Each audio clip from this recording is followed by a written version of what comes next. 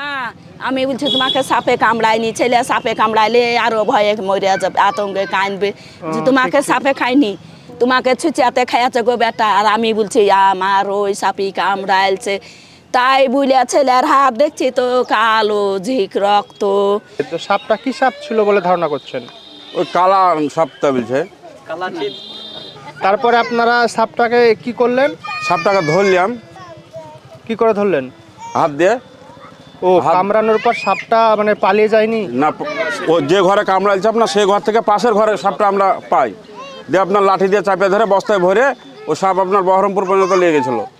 ওর হলো 3টে বেটা, 3টে একটা আইতরিয়া ঘরে মরিয়া গেছে, আর তাই একটা ডুবে মরিয়াছে, 9 বছর হয়েছে বোধহয় ডুবে মরা। আর এটাই তো সাপে কাটাতে মইল। মানে 3টে ছেলে ছিল, 3টেই মারা গেল? হ্যাঁ, 3টেই মারা গেল।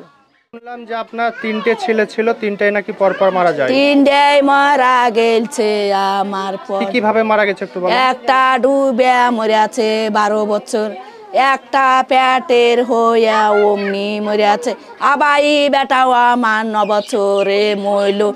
আমার আর ছেলে নাই, আমি আমার 3টে ছেলে গেল ছেলে আমার